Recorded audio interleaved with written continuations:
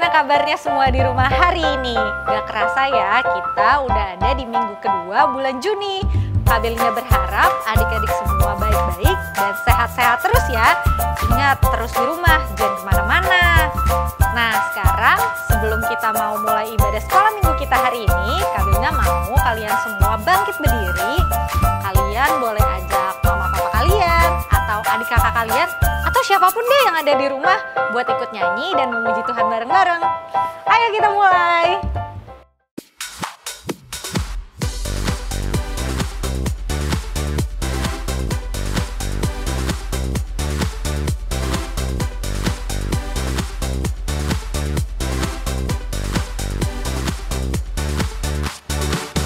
You know that I love you. You know that I want to know you so much more than I have before. These words are from my heart. These words are not made up. I will live for you. I am devoted to you. King of majesty, I have one desire, just to be with you, my Lord. Just to be with you, my Lord. Jesus, you are the Savior of my soul, and forever and ever I'll give my praises to you. You know that I love you. You know that I want to know you so much more than I have before. These words are from my heart. These words are not made up. I will live for you. I am devoted to you. King of majesty, I have one desire, just to be with you, my Lord. Just to be with you, my Lord. Jesus, you are the Savior of my soul, and forever and ever I'll give my praises to you. Jesus, you are the Savior of my soul, and forever and ever I'll give my praises to you. And forever and ever I'll give my praises to you. And forever and ever I'll give my praises to you.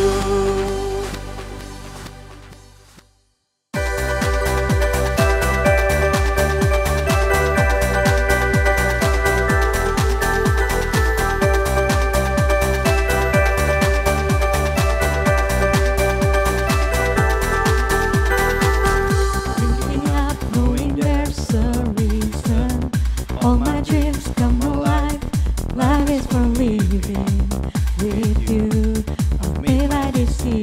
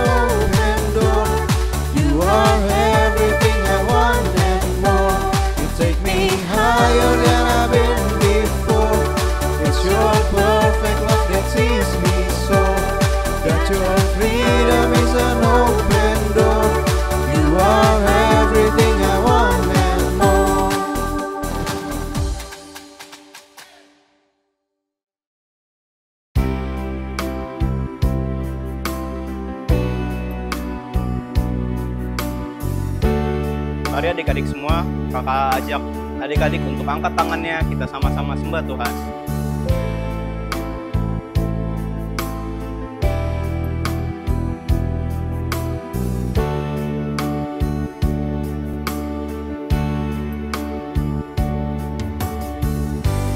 Banyak yang kau perbuat di dalam hidupku, rancangan indahmu terjadi di hidupku. Bapa yang mengerti segala yang ku perlu, kasih-Mu sempurna nyata dalam hidupku.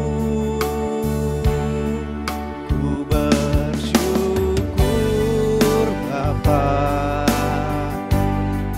ku bersyukur Tuhan, buat kasih setia-Mu di dalam hidupku. Ku bersyukur, ku bersyukur Bapa, ku bersyukur Tuhan,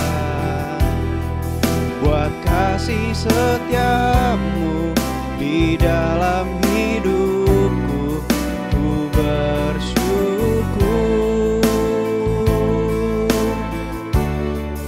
ku bersyukur Bapa, ku bersyukur Tuhan, buat kasih setia-Mu di dalam hidupku. Ku bersyukur, ku bersyukur Bapa, ku bersyukur Tuhan,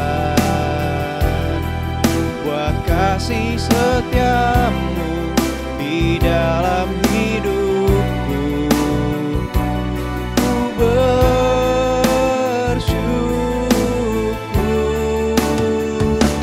ku bersyukur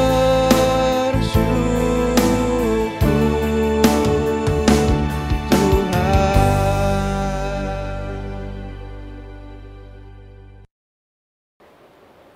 Hai Keres Kids, hari ini kakak mau ngajak adik-adik untuk ngomongin binatang peliharaan kalian. Lucu-lucu kan binatang peliharaan itu? Coba deh kakak mau tanya, di sini siapa yang punya hewan peliharaan? Nah, sekarang buat yang punya hewan peliharaan ataupun enggak, kita semua tahu kan kalau pemilik hewan peliharaan itu pasti sayang banget sama hewan peliharaannya. Setuju nggak sama kakak? Pasti dong, kalau anjing atau kucing yang hilang atau kelinci yang hilang, mereka pasti akan melakukan apapun untuk mencari hewan mereka itu. Coba lihat poster yang ini deh. Wah, kucingnya namanya Stinky. Artinya apa? Artinya bau. Nah, kakak penasaran deh, sampai sebau apa sih kucingnya itu sampai dinamain Stinky? Tapi lebih dari itu, pemiliknya mengumumin kalau mau kasih hadiah untuk orang yang berhasil menemuin hewan peliharaannya. Nah, coba deh sekarang kita lihat poster yang ini.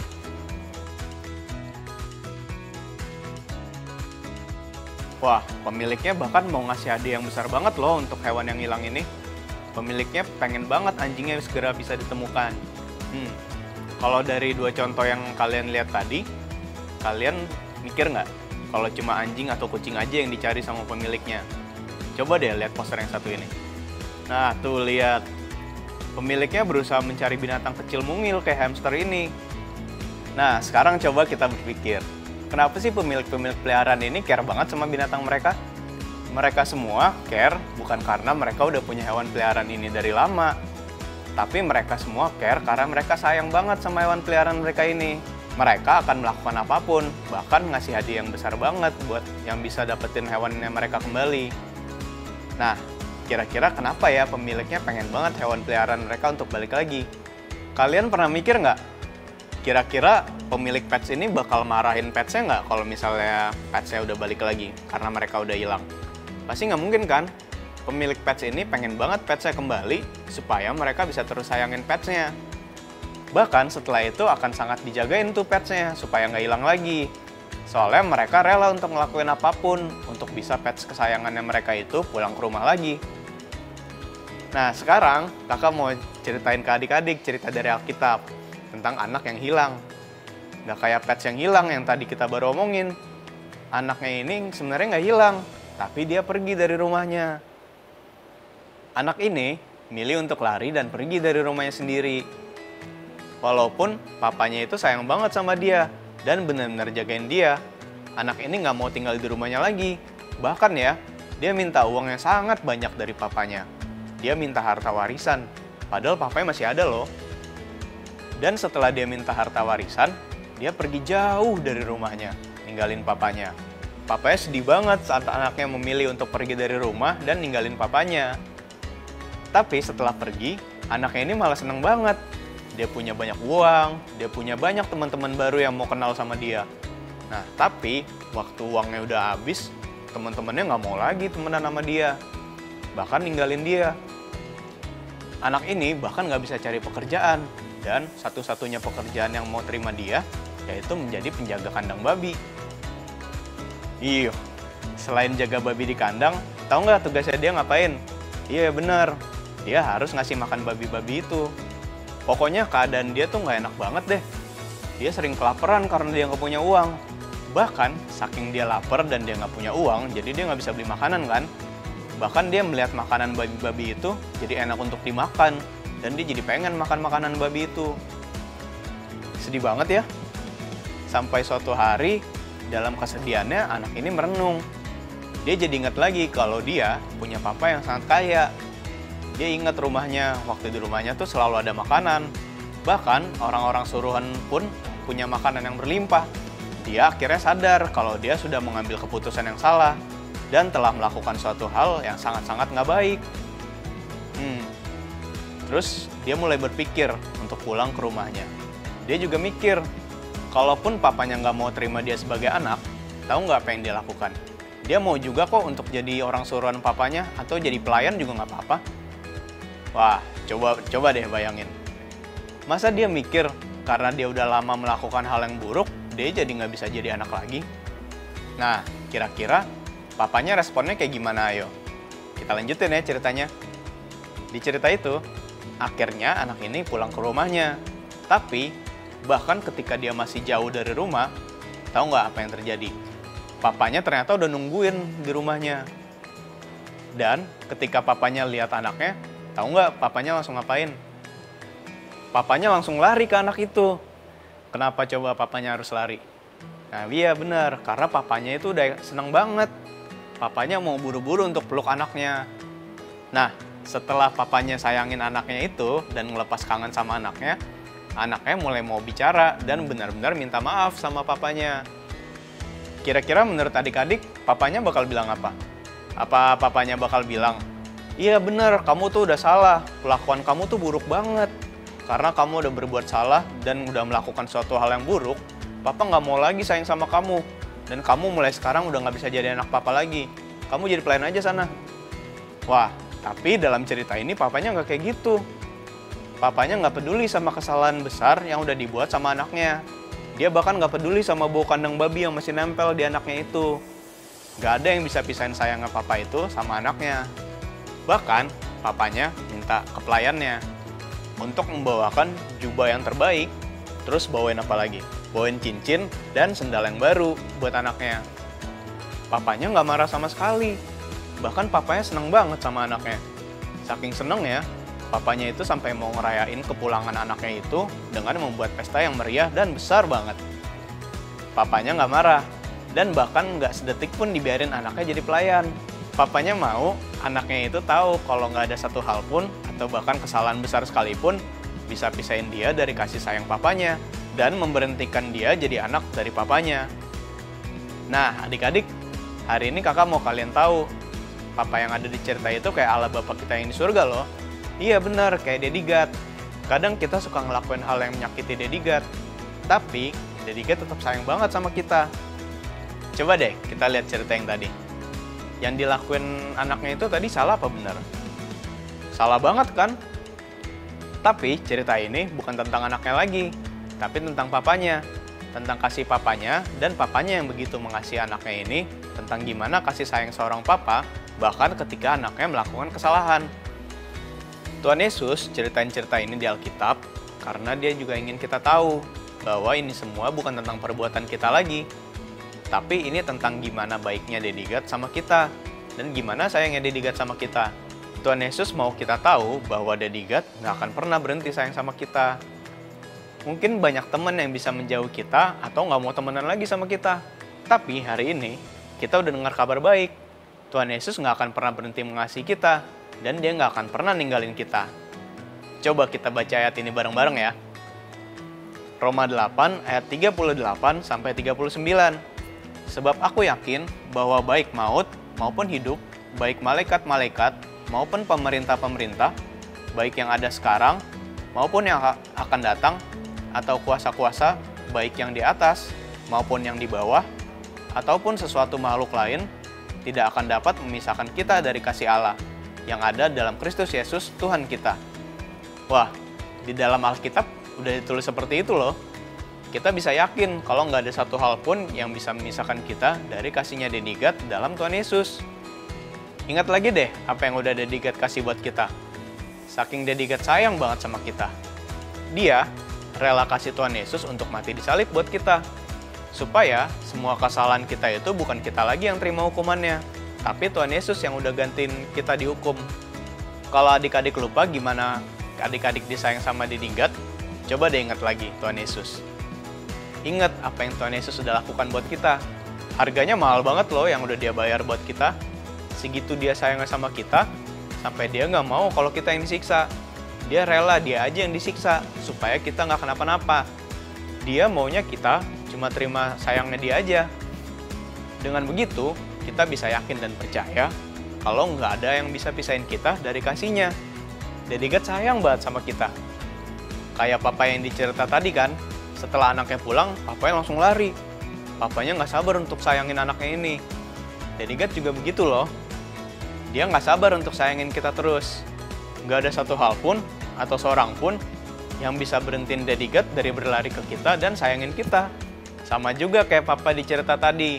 Saking sayangnya, papanya mau ngerayain anaknya itu. Walaupun anaknya lebih cocok dihukum kan daripada dibikinin pesta. Tapi begitulah gimana cara papanya sayang sama anaknya. Nah adik-adik, hari ini kita udah dengar kabar yang sangat baik. Kita udah belajar kalau Daddy God sesayang itu loh sama kita. Apapun kesalahan yang pernah kita lakukan, jangan pernah takut untuk kembali ke Daddy God. Percaya deh, nggak ada kesalahan sebesar apapun yang bisa membuat dia berhenti untuk sayang sama kita. Kalau adik-adik juga rasanya kayak lagi nggak disayang atau nggak ada yang mau temenan sama adik-adik lagi, kakak mau adik-adik selalu ingat. Ada loh satu orang yang selalu sayang sama adik-adik. Ingat deh, cuma dia satu-satunya yang rela disiksa bahkan dipaku di atas kayu salib. Dan dia terima. Karena waktu dipaku atau disiksa, yang dia ingat itu mukanya adik-adik semua loh. Dia nggak mau dan nggak rela kalau sampai adik-adik yang disiksa. Jadi dia memilih dia aja supaya adik-adik cuma terima sayangnya Tuhan Yesus aja, bukan penghukuman. Nah, baik banget ya Daddy God sama kita. Yuk kita bersyukur karena kasihnya yang begitu besar buat kita. Sekarang mari kita berdoa. Tuhan Yesus, terima kasih Tuhan Yesus. Kami sangat bangga punya Tuhan yang sangat sayang sama kita. Terima kasih Tuhan Yesus, Engkau sudah berkorban, menggantikan kami, Engkau terima hukuman, karena Engkau sayang sama kami. Terima kasih Tuhan Yesus, kami bangga punya Tuhan seperti Engkau. Dalam nama-Mu, kami berdoa dan mengucap syukur. Haleluya, amin. Hai Karis Kids, hari ini kita akan bikin lampion kertas. Ikutin Kapinkan yuk caranya. Pertama-tama, bahan yang perlu disiapkan adalah kertas origami, spidol, gunting, dan double tape. Kalau kalian punya lem juga boleh pakai lem.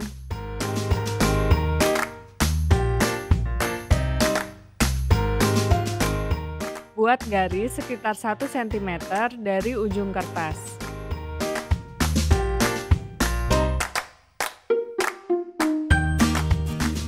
Lalu kita gunting dan pisahkan. Lalu lipat kertas menjadi 2 sehingga membentuk persegi panjang.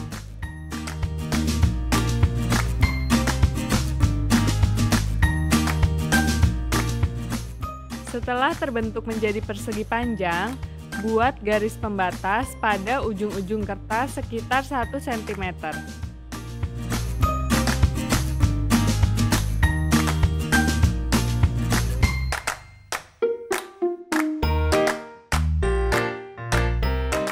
Buat garis dari batas tersebut dari atas ke bawah.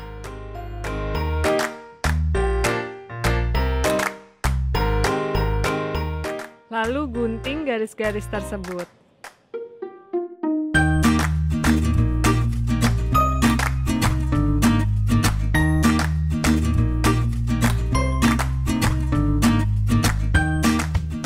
Kemudian buka lipatan kertas dan sambungkan kedua sisinya seperti ini. Kalian bisa menggunakan double tape atau lem.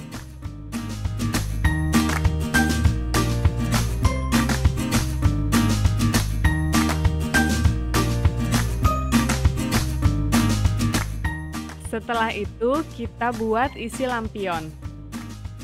Kita gulung kertas kira-kira seukuran lampion kita.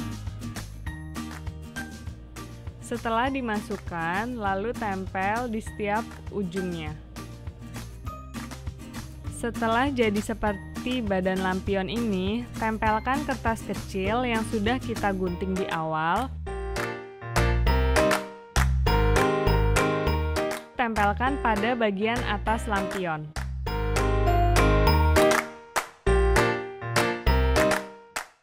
Jadi deh lampion kertas kita.